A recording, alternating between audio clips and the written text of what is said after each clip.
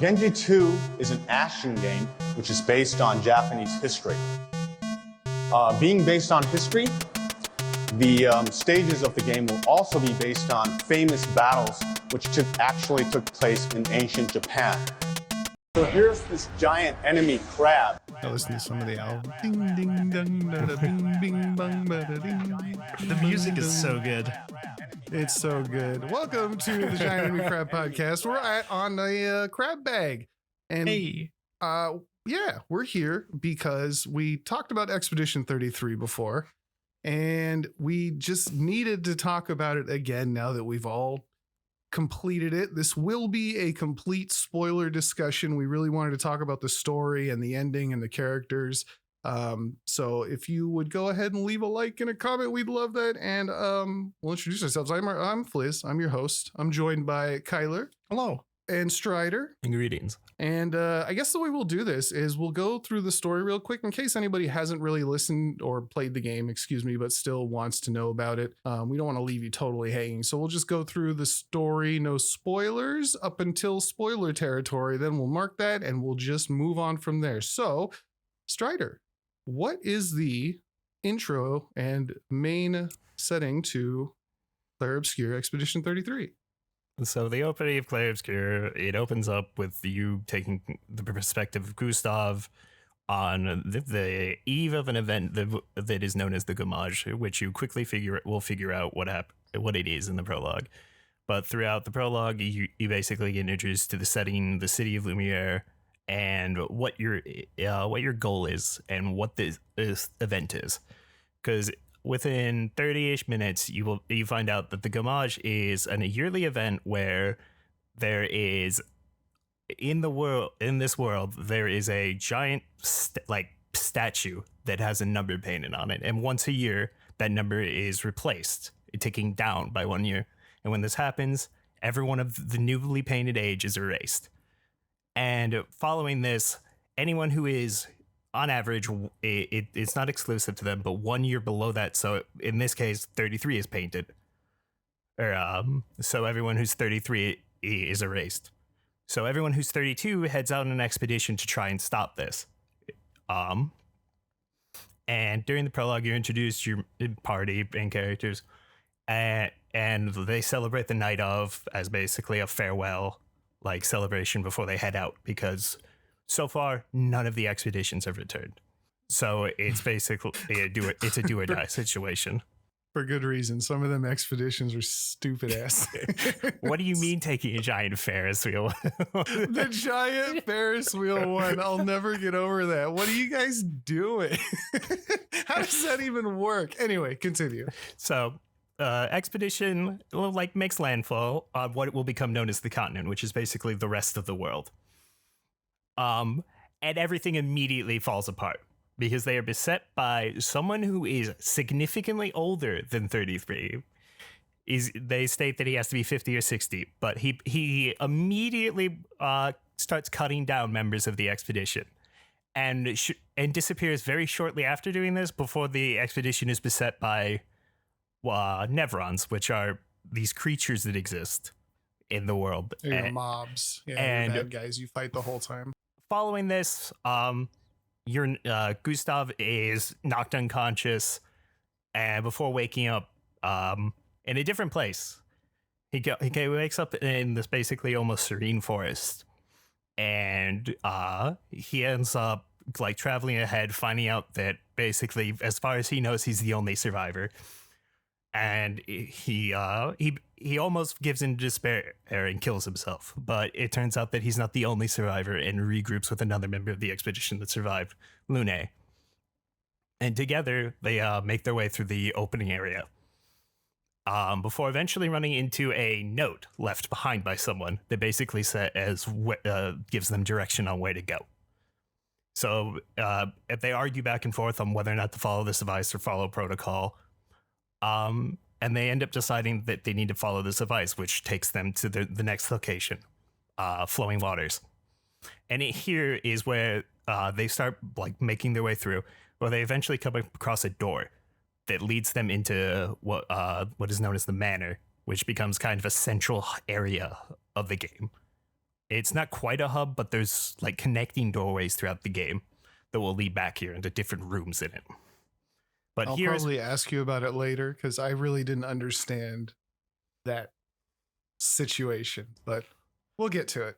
And then in the manor, you regroup with your third party member, Maelle, who is by far the youngest member of the expedition. And is like very closely tied to Gustave.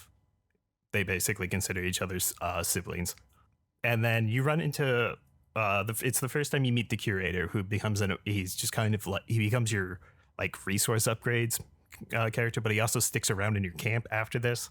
So he's just kind of there the entire time. There's not much info given on him at this point. But following that, they end up passing through flowing waters and eventually leading into this ancient sanctuary, upon which their goal is to reach the Gestural Village. And along the times through the flowing water, we get introduced to another character, Noko, who is the first Gestural we see, which is a fantasy race that exists and they're very interesting characters. But they eventually make their way to the Gestural Village, where it turns out they're basically given advice on that they're trying to find the legendary figure Esquier. And to get information on this, they end up having to sign up for a tournament. And during this tournament, they run into another member of the expedition that survived, Sciel, who becomes your fourth party member. And following this, they end up heading out after the tournament and heading to Esquier's cave, where upon talking with Esquier, they needed a way to get further along the continent, but they needed some way to traverse the sea. And Esquier says that he can do this. They just need to get him a rock that allows him to do it. And he points out that where it is the next location, Stonewave Cliffs. And he offers basically to carry you there, which he ends up becoming your mount from this point forward, but it allows you to reach this new area. Passing through the Stonewave Cliffs, you end up pretty standard area. Nothing too major happens till the very end, where you run into the Lampmaster, which is the final boss of sorts of Act 1. It is your first two-phase fight. But following the victory against the Lampmaster, the old man from the beach shows back up, and he delivers... Wait. Do we want to... Okay, spoilers from here on out. This is where the game changes. Okay, so if you're going to play the game and you haven't yet, do so. Like 100% do so. The game is great. But if you want to listen, this is where spoiler territory kicks in. So, okay, yeah, because this is one of the big turning points of the game. Is that the old man from the beach shows up, and he ends up cutting down Gustave. And in a final desperate one-on-one to protect Maelle, Gustave dies fighting. And the old man is going to strike down Maelle as well before someone intervenes. A brand new character with your fifth party member, Verso, who saves Maelle. There's a back and forth between him and the old man before eventually they both leave. But there's a bunch of dialogue that happens here that only will make sense once you have full context. But following this, Verso comes back to camp with them, rest of the surviving body members, and basically gives them the next objective, which is to head towards through the battlefield, the ancient battlefield, to Monoka Station, because that's the... Okay, pause. Okay. Pause. I just have to talk about Gustave for a second. Yeah. I didn't realize how much... Okay, when he dies, I thought it was a joke. Like, I thought he was going to come back. I thought, like, I didn't even think anything of it. I was like, yeah, whatever. You know, this is just a scene. This is whatever. When Verso showed up, I was like, oh, here it is. Here's the gotcha moment where, like, oh, he's going to save him somehow. And no, he's fucking dead. Yeah, he's so dead. And the more I played the game, the more sad I was. I was like, I didn't realize how much I liked Gustave, this handsome, roguish, happy-go-lucky Robert Pattinson looking motherfucker. I didn't realize how much I loved him. And then he died, and he never comes back forever. And you're stuck with Verso, and I hate Verso. I know a lot of people love him. I was mad. He took the place of my boy. You're no Gustave. No. You're You're just no a loser. Gustave. Because the other important thing is how this ends up being framed by the game, where from the is Verso takes all of Gustave's equipment and even multiple of his skills. But the other thing is that when you do get your full party, you are always still one member short of a full backup squad. Yeah, he even takes his hand. He takes everything from Gustave. Man, and like, we're already in spoilers, so I don't really care about the chronological order at this point. There's a point at the end where Maelle, if you're in a cutscene, asks Verso, hey, could you have saved Gustave? And he's like, yeah. And I'm like, I hate you so much. You're the worst. Man, I know it matters for the story, but I like the entire second half of the third, whatever, the rest of the game, I was mad about Gustave. Okay. That's just, I had to rant because I'm still, when I hear Lumière come on my playlist, I'm like, my boy died. I'm still sad about it. I'm all tore up.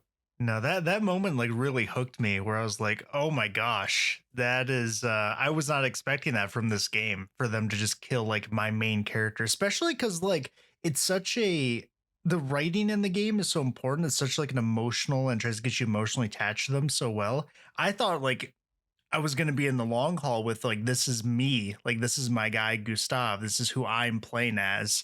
And no, he's just a character. And I'm just watching the story happen. The other important thing is that Act 1 is named Gustave. So right after he dies and you take over, Verso becomes your playable character from then on. And Act 2 is named Verso. It's just that immediate juxtaposition where you really feel him missing, and it just continues to build and build.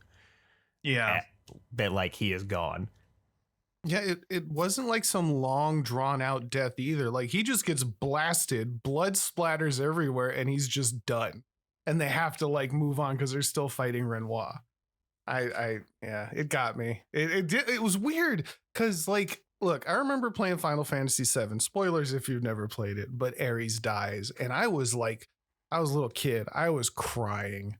I was so sad. I was like, no, I put so much time and effort into leveling up their limit break and they're just gone. And it's like a really melodramatic scene. And this is kind of just like real death where like you just die. And that's that. He charges Renoir at a hole put through him and it just gets hit by the cane. Like it was nothing. Renoir's like, this is some trash. Get this out of my way. And Miles was watching the whole time, like, no, just like staring at his body, and I'm staring there with her. I was like, what's gonna happen? I get to play as my boy. I'm still working on his build.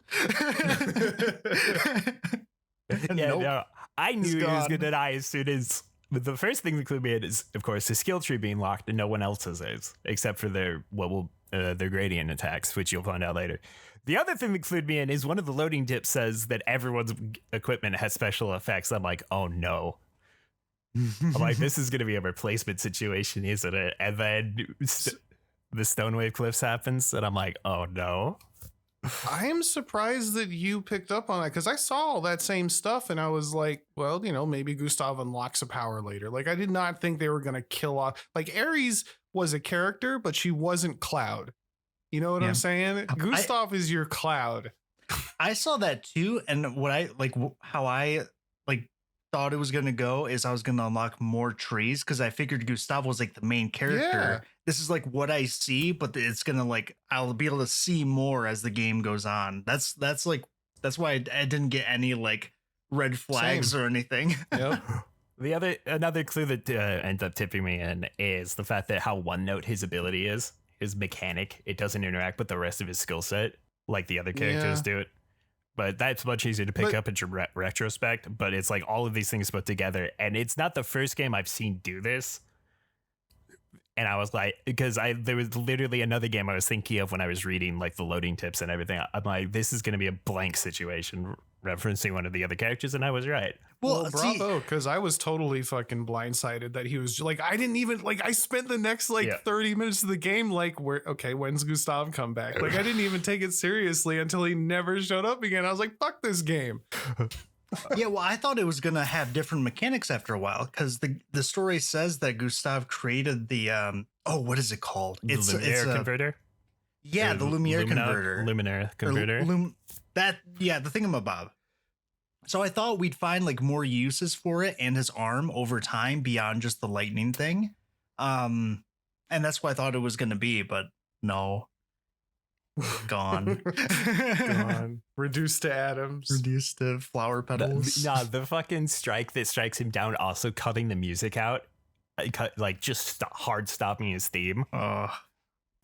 Yeah, and it's just, you just see Maelle with blood all over her. Like, this game is gory as like, if you're not used to it, like, everybody's covered in dirt and blood and shit all the time. Because the other important thing is that this cutscene, like, when he is struck from off screen in an instant, and he's like, it's a laser blown through his chest, but it also splatters blood all over Maelle's face, and that's the first frame, like, first picture you get to see of, like, right after this happens, of the laser going through, is her face.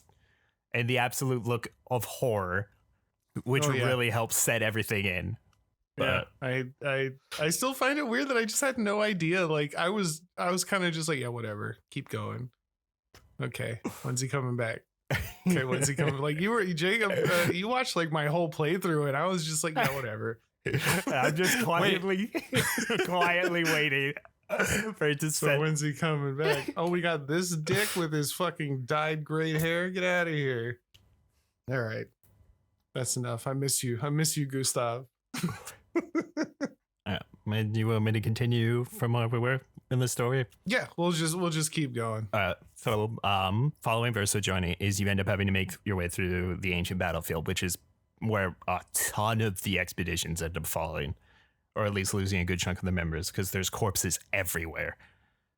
I love that map, just the look of it, where like it's kind of daunting, where there's just like it's all different stuff too. There's all kinds of swords and corpses, and I love that map. But I love all the maps. They're all good. They're all short. They're all concise. Like there's no wasted space. Like it. But yeah, you make your way through it. And at the very end of the area is when you end up running into a Nevron, a very strong one known as Dueliste. And basically it's just a very important fight, but it's also one of the only fights that has a cinematic finish in the game. But it shows, basically, it's a good measuring point of how well the team is starting to work together with the cinematic finish on it. But following at the end of the ancient battlefield, there's also there was a secondary objective that the group had, and this is where they end up burying Gustave's arm. This is where I finally realized he wasn't coming back. This is how long it took me. This is like an hour after he died. But they bury his arm, they say goodbye, and they make their way onto Minoko Station, which is where they run into the final party member, Minoko, who is a gestural, and also you quickly figure out is tied to Verso. Like, him and Verso know each other like very well. But there's a lot of friends, and everybody loves Minoko. He's great. I love Minoko. He is pretty cool. Not now, son. Daddy's busy beating up strangers. He just wants to fight no matter what. Like, he just keeps getting tricked into fighting more because he loves fighting. But I think that's how you convince him to join the party too, is tell him that there's going to be a lot of good fights. Yeah. I will never join you again. Oh, yeah? Yeah. Well, there will be a lot of fighting. Oh, yeah, that's true. Yeah. Cut me in. But and it's either like before this or around here that you basically Verso gives the group the idea to head to the to old Lumière, the old capital, because that's where he says the heart of the Paintress is, which is the big creature thing responsible for painting the numbers each year. But they head to old Lumière. The party ends up getting separated. And then eventually it just comes down to Verso and Maelle, and at some point Verso ends up disappearing, so it's just Maelle, and she ends up finding a giant manor building, and she approaches it, the door opens, and you get your first look at what is the Paintress's heart. which is basically a very similar in appearance to the curator. But this creature basically like reaches out for her, and then Verso shows up back up, because this was his plan all along, was to get her to open the door, because he knew the door would be open for Maelle. But they're interrupted by Renoir showing back up, and this starts your first actual like real fight with Renoir, which the party ends up basically drawing with him. And then Renoir takes off with the giant manor. And so the party's like doesn't know what to do. They head back to camp before it's eventually devised that there is one way to break through the barrier that protects the Paintress, and that's to find and defeat the Axons, because they need pieces from 2 of them, which end up being... I don't even remember. I don't remember. There was the one that was like the sand songstress. Yes, Mhm. I don't remember what the other Axon was. The mask keeper. The mask guy. keeper. Yeah. Yeah, I don't remember that. It's been so long. We took too long. Anyway, He's actually- doesn't matter. They're just giant monsters you got to fight to open the door. But I actually really liked the mask guy. He was really cool. the important thing that you figure out either after beating one or both of them, I forget which one, is that they are representations of people that the mask keeper specifically will become more important later. But after defeating both of the Axons, you end up being able to create the barrier breaker, which is your key into the monolith. And when you break into the monolith, you get stuck in you almost immediately get into a fight with the Paintress, and no matter what you do, nothing works.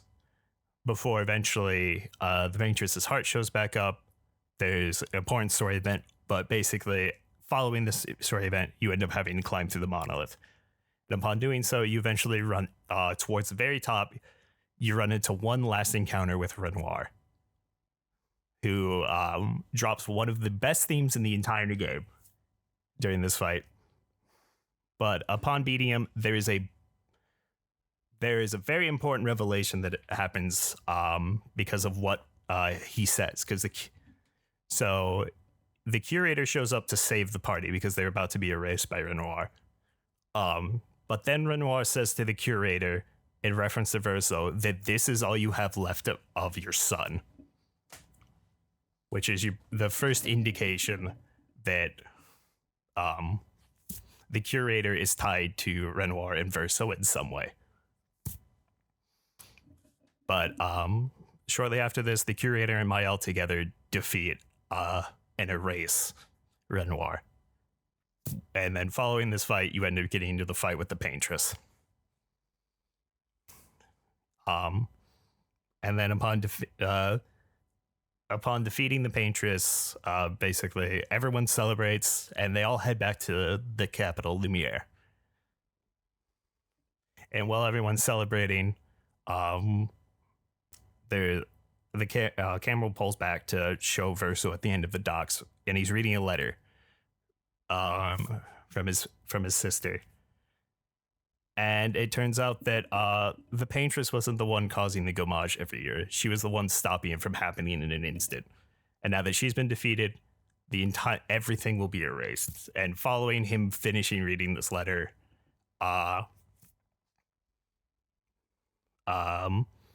there's basically a giant explosion for the monolith, and everyone is Gommaged. And then we suddenly cut to someone who's very familiar, waking up, and I believe it drops epilogue here, right? If I'm remembering correctly. Yeah. If you're talking about the girl waking up, because because it says epilogue Alicia, right? I think. Yeah, just to kind of clear it up, Verso is attached to Renoir, and Renoir is the Paintress and another character, the can't remember, Alicia. Yep. What's her name? Yeah. So they're basically like the way I saw it when I first saw them is they're like the bad guys, right? They're like the family, not for lack of a better term. They're like the family of bad guys. The Paintress dies. You find out that she was actually a good guy. I'm dumbing it down as best I can. She was trying to keep everybody alive using her waning power, while Renoir is actually trying to kill everybody. And then this part is where you find out why all that is. Yep. Because this is where you figure out that basically the world you've been playing is a world within a world. It is what is known as a canvas, and it's been painted by the Dessendre family. And Go for it.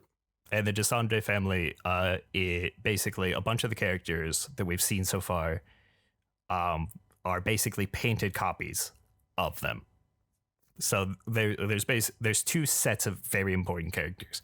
There's the real family of Alicia, Clair, Renoir, Aline, and Verso, and then they're painted versions. And except for Aline, who as the Paintress is there's only one of her. There's no painted version of her. But yeah, the game suddenly turns into an episode of Black Mirror. And how did you guys feel about this? Because as soon as I found out, because I was like, leading up to it, there were a couple times I mentioned, I was like, this better not all be a dream type shit. Yeah. And then it kind of was. But the way they did it, I wasn't actually that angry about it. Like, the reason it's finish, and then I'll get into it.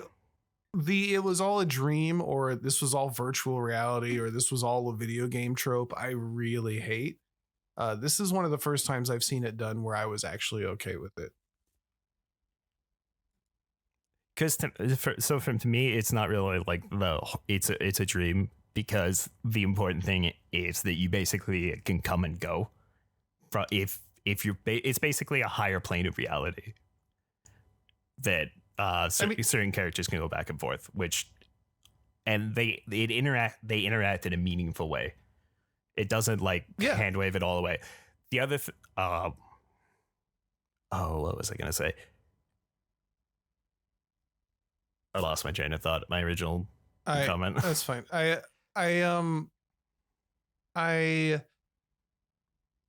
see what you're saying.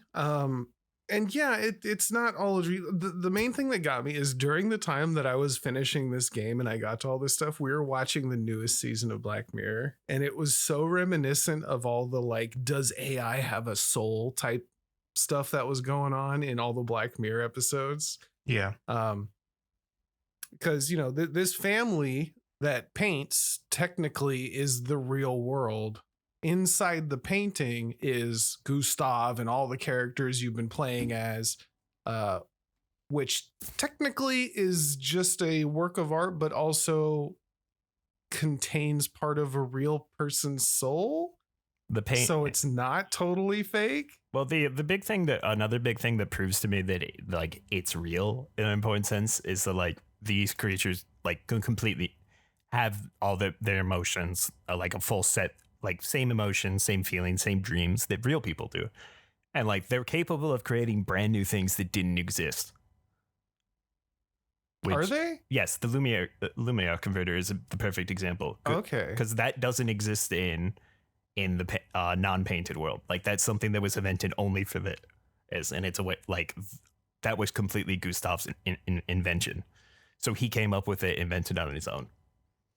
Okay. Yeah, I still have some questions about the whole situation. Because the other thing is that whether or not the people are real is definitely one of the important factors in how you will view the endings.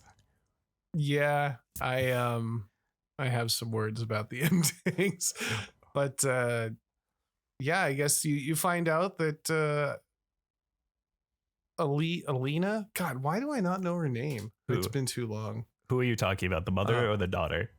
The daughter. Alicia. Yeah, her brother died in some sort of fire caused by another family or something like that.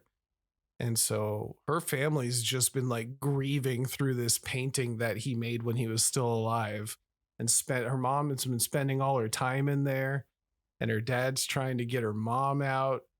and everybody's just like, there's a lot of therapy that's needed for this family.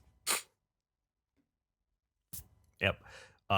Do we want to finish up like the last little bit of the story before we go into like all the discussion? Yeah, let's do that because we're gonna have to jump complicated. We're gonna have to jump around a bit with something. Yeah. But you basically get a bunch of revelations and like that allows you to reframe this whole like what you know about the story so far before it turns out that Alicia is going to head in to help support, because basically her father and mother are at war. The curator and Paintress are at war. And she's decided to go in and help her father get her mother out.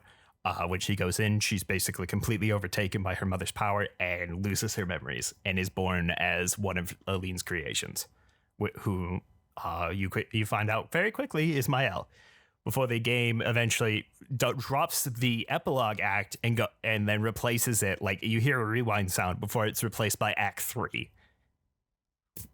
Maelle. And then it starts with the act starts with Maelle and Verso basically slash Alicia talking on a bench about like just like some of the information you've just found out, and basically like Alicia has her memories back, so she has both the life she's lived outside of the canvas and the life she's lived in it. And she basically she talks back and forth with Verso before she said and states that she prefers Maelle over Verso or over Alicia. And Verso agrees, but that basically she goes and says we need to go talk to Papa, because he'll help now that we've gotten Mother out of the canvas. And they find him at the heart of Lumière, and there's a whole conversation that happens before it turns out that Maelle doesn't really intend on leaving because she considers this her home. And Renoir is scared that this is going to be a repeat of the previous situation that just happened, and so he decides that he has no choice but to destroy the canvas. And he basically starts to do so, and our Obscur shows up. During this moment, Maelle grabs the chroma for the party members that were erased previously, but they basically head out. Regroup at camp, figure out that, okay, the only thing that we can use to basically try to fight Renoir is all of the expeditionary corpses, because they still have their chroma. And so they go back through all of the previous areas in a cutscene, grab those bodies, and basically there's a war that's waged in Lumière between Renoir's creations and the like chromatic revived versions of the expeditioners. Basically, you make your way through Lumière before you eventually run into Renoir. You have your final conversation with him, and then you have your final battle. And then upon beating him, it's revealed that like he shows the outside world of like what's happening to the paintress Lune, like what he has to see every day. But because he does this, it basically opens up a portal to the heart of the canvas. And upon seeing this and everything else that's transpired, Verso jumps through, and it is followed shortly by Maelle. They come to a disagreement, and then you get your final choice of the game, which is deciding the fate of the canvas on who you're going to follow. Real quick, Kylar, who did you pick? Because I know you only played once. Who did you pick to... I Who's picked your Maelle. first choice? Really? Okay. Yeah. You know, I think I picked Maelle first as well. You remember who you picked, Strider? I picked Verso. Oh. I didn't want Verso to get anything he wanted. I hated him. So you're not Gustave. I hate you. So what do we want to talk about first here? Because there's a lot. There's a lot. Also, I need a drink, so I'll be 1 second. But go ahead. Yeah, from here there's two endings, and I really hope that everybody who played this went back and at least rewatch the other ending, because you get to, if you pick Maelle, you fight Verso, and she basically decides, I want to keep living in this painting, and everybody gets to live. And I just get to keep hanging out in the painting because her real life brother Verso, who died, part of his soul is in the painting, and she wants to keep that vision alive. And the ending has her just kind of keeping all these people in for Verso, who's understanding of the situation and still alive in the painting. It is purgatory for him, basically. He's just here in like he wants to be done, but he has to live by her wishes. And she just continues enjoying life in the painting. If you pick Verso, he sees that the original soul of the real life version of him who painted this doesn't want to be doing it anymore. So he ends it all. And then I guess there's an ending where in the real world, Maelle is okay with all this, Elisa or whatever. And they've kind of moved on and understood that people die and they let go of their brother and everything's okay. She sees like a vision of everybody and she's like, well, I guess everybody's dead and I remember them, but we've moved on with our life. Either way, nobody gets a good ending. No. Neither ending is very good for either of them. No, and this I had. Oh, go ahead. Go you first. Well, I was like, I think one of my main things is like, I want to say, because we had the conversation earlier that like these people aren't real, but they are, right? Like they have a conscience. They're conscious of who they are. Like they're not just fakes, right? They have lives.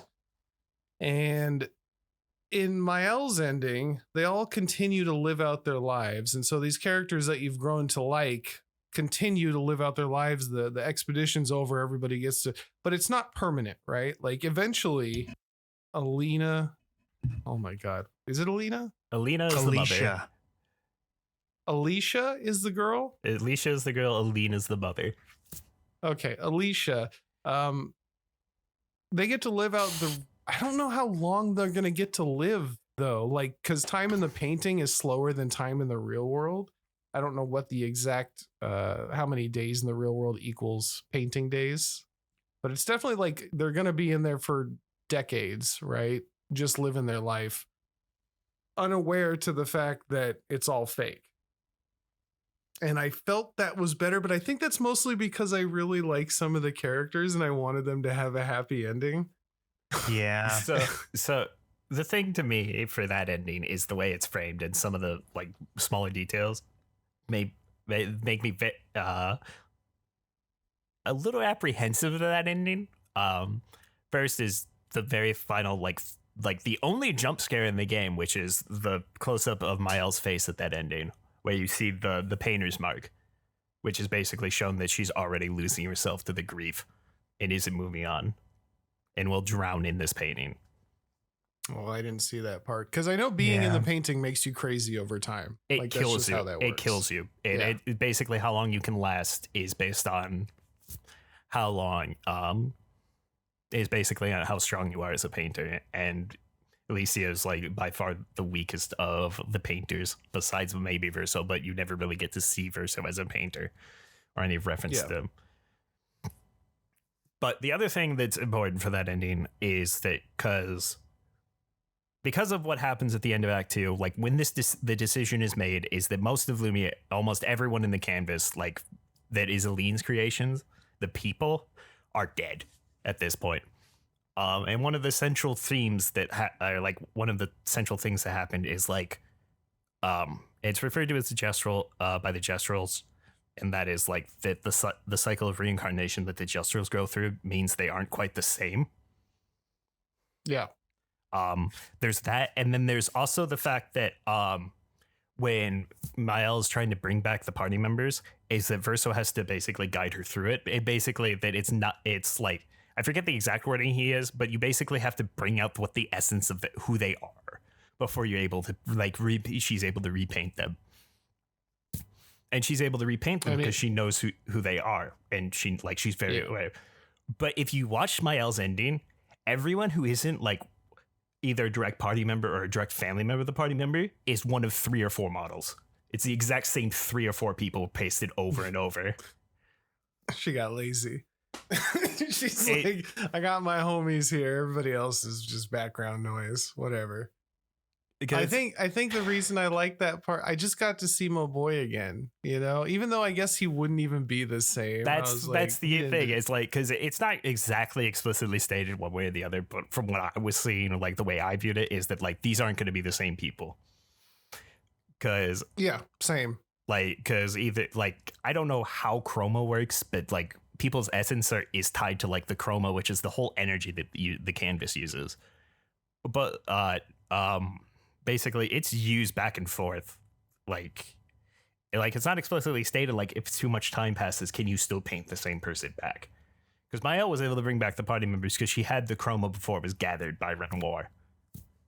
Yeah, and whether or not she could immediately repaint. Or what would happen. Like, I don't know if you can make it a clean state or whatever. Like, there's just not enough rules gone into, like, how painters actually function, like, their power work.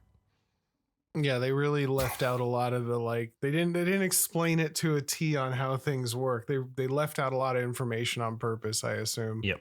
But it makes hard, like, because I can't tell for sure. But, like, it just, the way I was envisioning it, or, like, the context clues that I've saw and how I view it is that like these aren't the same people. Yeah. So like my issue with Verso's ending, because in Verso's ending he kills off I can't remember what the brother's name is. He kills off the basically the creator of the whole world, and it just Verso? ends. And Verso. Is his name just Verso? Yeah. Because so he kills off real. Go for it. Yeah, because painted Verso is unique among the painted things because he's the only one who has the memories. He has like somehow he has the memories of the real life Verso. Okay. So like from his perspective, but he basically asks, "Are you tired of painting?" to the fragment of the real Verso's soul that's still there, and then the soul nods. Yeah. And he says he's tired of painting, and he's like, yeah, I'm tired too. And he just kills him, if I remember right. And then the whole painting ends. But I'm like, if Alicia, eventually the painting would end either way, right? Yes. There is no, so like Renoir is burning that canvas once Maelle dies in her ending. There's no way. He's lost 2 children. And he almost lost his wife to it. So like Verso's ending is just the same thing, just shorter. I guess it saves Maelle, but that wasn't even he didn't really seem to give a shit about that. He was just like, I want out. And that's exemplified by my favorite part where it's literally my favorite part in the game where Lune, who has been like this logistics, like logical scientist kind of character, she like knows that Verso's going to destroy everything. He looks back through the portal at her and she's just sitting there mad as fuck at him. Like, you bitch, like you're going to kill us all, aren't you? Can't stop you. Still hate you. He's like, yep. Like that is one thing real. I really don't like about the entire third act is how there's nothing, like almost no time spared for everybody else besides Alicia and Verso. Yeah. They are all just complete non-factors. We barely hear anything. There's like a blurb of like, you know, Lune getting like super mad that Verso knew everything this entire time and didn't say jack all. But that's about it. Like, we never hear anything else from them. They don't get to even try to fight for a choice. I'm not even sure if they really understand exactly, like, no, because they do explain it. Never mind. Yeah, they do explain what's going on. But even then, could you say that, like, well, they all died at the end of that one act. So brought back, are they just, are they a little different? You know? I mean, that's like a ship of Theseus kind of like argument. Because you know they're the same. Like, those two specifically have to be because of the relationship progress that happens, because they remember events that were only known to them. Yeah, but like that's one thing I really hated. The other thing too, the reason why I really I really did not like choosing Maelle's ending at the end is I felt like I was cheated where I wasn't given the proper context of the type of ending I was choosing. Cause I realized afterwards that this is not Maelle anymore. This is Alicia. Yeah. But her still being named Maelle kind of tricked me. And I realized that when I realized that she was like keeping Verso like in a place he didn't want to be and just basically making him perform. Like you're gonna live this life with me forever because I miss you. And I was like, what happened to the person that I've been following for like 30 hours who saw like all of this adventure and like started growing as a person? They're just gone. Like they were erased too, I guess. Because it's that they're one in the same now, Maelle and Alicia, because you have that whole. It doesn't feel like it, to be honest. To like me it feels like Alicia has like a passing care for everyone else. Like, yeah, she kind of cares about them, but Verso was like number one, like the only person that matters here. Yeah, well, that's her real life. Like she now has exactly. she now has the knowledge that everything is made up except for this one thing that matters to her. So while everybody else is whatever, she's really single goal oriented at this point. Because the number one thing about for all the Dessendres is that their family is the most important thing to them. Yeah, and that's who like Gustave and Lune and like all of them were supposed to be when she grew up here as Maelle. But it just didn't end up feeling like that. Real quick. So I'm just solid on this. Who is Gustave? Gustave represents both Renoir and Verso. That's why when she says, "I don't know if you were my brother or my father," she's referencing it's because the party members basically all share like character traits and personalities with the real life versions. Mm-hmm. And like Lune and Sciel, though, is basically they both share parts of what makes up Clair. Is they're supposed to represent Clair. At least that's Clair is the older sister, right? Yep. But basically, Gustave is supposed to share qualities of both Renoir and Verso. That's because everyone's created by Aline, but due to the she's basically like those character traits of her son and husband show up in Gustave.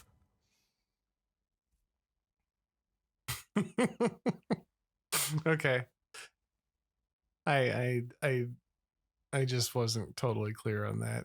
And then Esquier is like the dog and Minoko's the turtle or something, right? Esquier, Minoko, or Minoko and Noko are the dogs. Okay. Esquire is Verso's plushie. Because the other thing that's very important for this is that the world was painted when Verso was a child, and it's the only canvas he's ever made. Because that's what was kind of weird to me is like they have like Verso and stuff, but he was like, what? He was a kid. Like, how do you, I guess you just imagination. What? All right. Hold on. Like, well, because this could be important. What do you mean?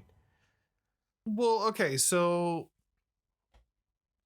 Verso painted all this when he was a kid. Yeah. How old was he? He it's not the exact age, but he's the boy. Like the shade that you find in areas, that's him from when he was painting at the time he painted. Okay, because he painted. I thought he died a little older. He did. He died in as an adult, but he only those are basically the imprints of his memories on it, like how he viewed the world at that time. Gotcha. But that's why the soul is a small boy, is because when he painted as a child is apparently.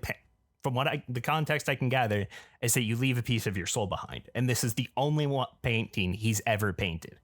Because as you find out that his true passion isn't painting like the rest of his family, he ended up falling in love with music, which is like why the whole ending of him being refusing to play the piano in Maelle's ending when it's his one true passion, and he doesn't. You clearly can tell he hates it. Is so important. because it was like the number one thing to him. He loved music. But yeah, no, the boy you find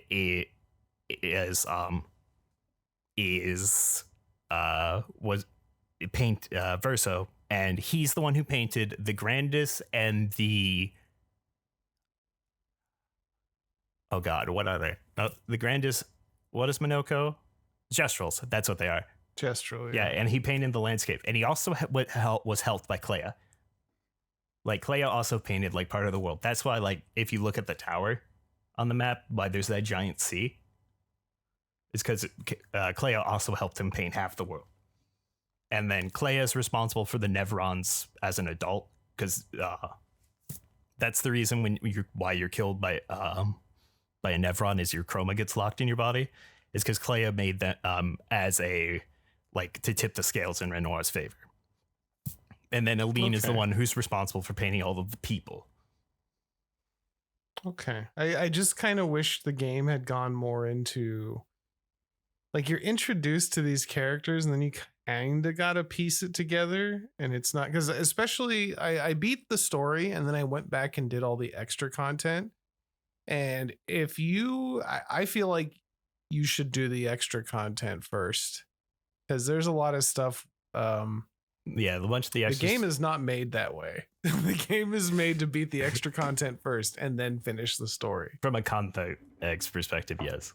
You also just one shot the final boss, which is unfortunate. That's what sucks. Yeah, because you're like, if you do all the extra stuff and then you get to the final boss, it's nothing. It's all just a waste of time. Like by the time I got to it, anyway. But then if you go do the extra stuff after you beat the boss, like I guess like I was doing, a lot of the cutscenes feel so out of place and weird. It's not a great experience. Because then at that point, like I didn't quite understand what was going on with the sister. Yeah. Yeah, that because I did that stuff afterwards. It just wasn't. It was kind of like watching a story happen in multiple parts, but they were all mixed up. Yeah, and a lot of this is also like the stuff that they will once you figure it out is much easier to see on a second playthrough. Like one of the big things is that if you back at the beach attack, right? Is that like because when like Gustave is losing consciousness, you can actually see Verso show up, pick up Maelle, and leave. So there's that. There's all the another important thing that's shown throughout the game that becomes important is the flower like petals that you see throughout the game is what color they are is important because it's showing who's using their painter effects because everyone has a unique color tied to them. Gotcha. Who was the curator? That was Renoir. Renoir and the curator are one and the same. Because when Renoir enters the canvas to force Aline to exit, because from all the context we can gather is that he can't destroy the canvas while any one of his family members are in it.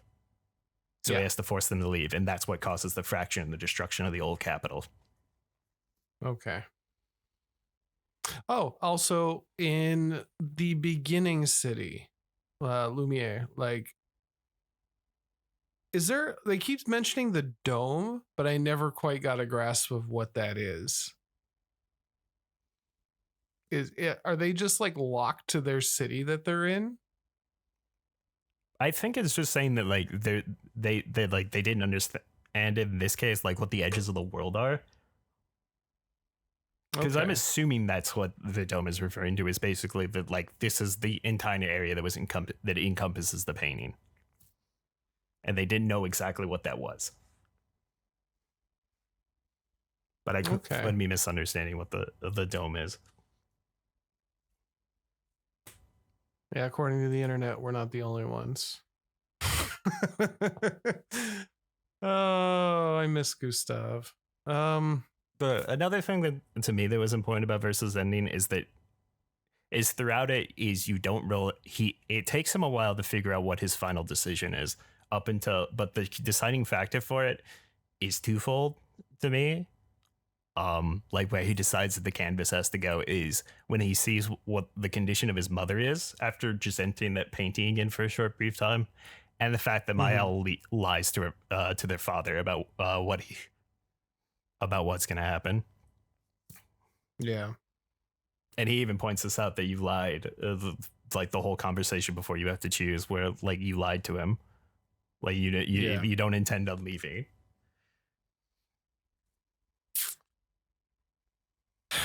Therapy would solve a lot of this game. The game wouldn't exist if everybody just vented a little bit.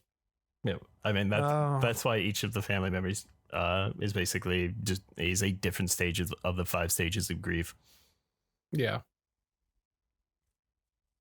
Oh, I never thought about that. Yeah, I guess they are. Denial's Aline, anger's Clair, bargaining is Renoir, despair is Alicia, acceptance is Verso. Yeah, I hated Verso. I hated that character, even up until the end. Oh, okay. I know, Kylar, you didn't get this. You didn't get to this part. So do you care if we spoil it? No, I don't care. Okay. What's the deal with Simon? What is that? So Simon's whole thing is that the important things is that he's a member of the Search and Rescue / Expedition 0. Okay. But he basically him and Julie were 2 very important people to Verso back before, like right after the fracture, basically, because the journal you can find for Verso shows a very different Verso before he's given into despair. But okay, I didn't see that part because the final lines of Verso's, like, because he has like the longest journal entry in the game, I think, but he basically says we all deserve to exist is like the last line of his before, but this is back before he completely gives up and falls into despair and realizes that his family isn't going to move on without him forcing their hand. But so Simon runs into, at some point during Expedition 0, he runs into real Clair, because the important thing is that him and he fell in love with painted Clair. But so when he runs into the real Clair, she basically impersonates and makes him believe that she is painted Clair, and points him at the Paintress to go deal with it, to basically and she supercharges him with her painter powers. And then when he gets to Aline, Aline tells him that like the real cause of like the destruction of your world isn't me, it's Renoir below, because basically they have each other sealed. She's sealed at the top of the top of the monolith. He's sealed below it. So after finding out the truth from her, he heads down to face Renoir. Renoir ends up basically mind controlling him and breaking his mind down. Because if you read his journal, basically he's sealed in the abyss, like even further below where Renoir is. And basically he goes completely insane. And then when you show up, he is basically mindless. And then when you beat his first phase, Clair basically, that's why Clair shows up, is that she's basically trying to force him to become strong enough to face you, basically. But it's also the original intention was to defeat Renoir. And that's why when you beat him, if you pay attention to the flower petals, is all the ones that are coming off of him are white, except for the ones around his head, which are red, to show that Renoir was basically his influence over his mind. God, there's so many little things that I never... I mean, I guess I only played it once, so I wouldn't know. And I've also watched nothing about the game, so I don't know all the extra little tidbits, but... Oh. Yeah, no, because... What a game.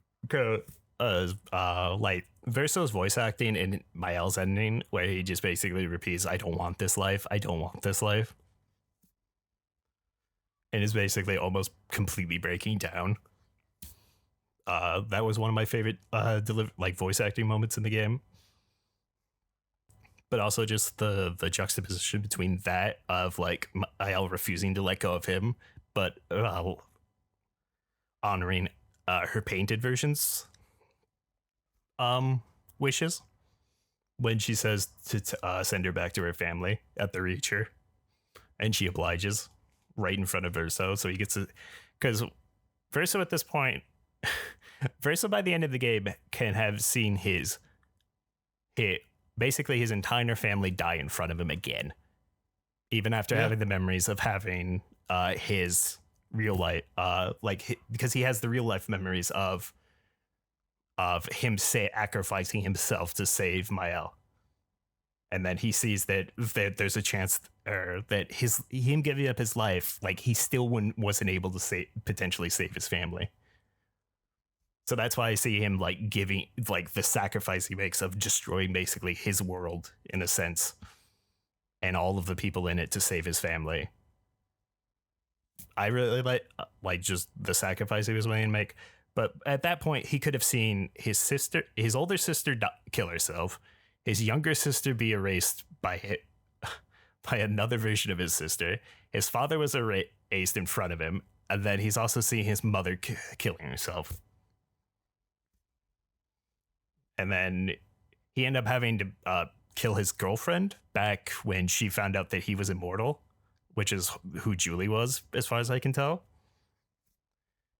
And then he's also had to potentially put down his best friend. Like, there's just a lot of suffering that he goes through, which made him a compelling character to me. Yeah, I get it, and that's why his ending makes sense. Like, after so many, because it was how old did he say he was? 100 years plus? Like, yeah, he's been doing this for a long time. Like, everything's been bad for a long time, and he's just done. Like, I understand his ending. I didn't like it. I mean, another fucked up thing is that is just how the painted versions of the Dessendre family is reflected in terms of like how Aline viewed them. Because if you read her journal, is that she hates her daughter. Oh, really? Because she can paint any version of her daughter she wants, so she paints up the version that can't speak with a burned face. Because the other thing is that when you walk into the monolith first time and you're about to fight, and the Paintress's heart shows up, if she sets specifically Maelle's face on fire. And like Verso like basically holds Maelle against him and looks at his mother like, what the fuck is wrong with you? Because he knows that she's doing. She hates that she can't see Maelle, because every time she sees Maelle's burned face, she just remembers the pain of losing her son. It's like when a husband in a movie leaves and the mother can't stand the son. You remind me of him. That kind of shit. I'm gonna be real. I had to take my shirt off. It is like 100 degrees in here. It is so hot. So I think we've talked about all I want to talk about. Do you guys have anything else you were interested in talking about? No, we covered some, and we've talked about as much information as Clay. I just hope that in the next game we get more information about the writers. Yeah, we definitely need more information about the quote unquote real world. Kylar, how you feeling? I'm good. We're done. It's hot. It's terribly hot. All right, cool. Well, I hope you enjoyed us going over everything we needed to talk about with this game. It's wonderful. Go play it if you haven't. I'm sure you have if you've been listening this long. Hit us up on giantenemycrabpod@gmail.com or Blue Sky or Twitter if you have any questions, and we'll catch you next time. Goodbye. What?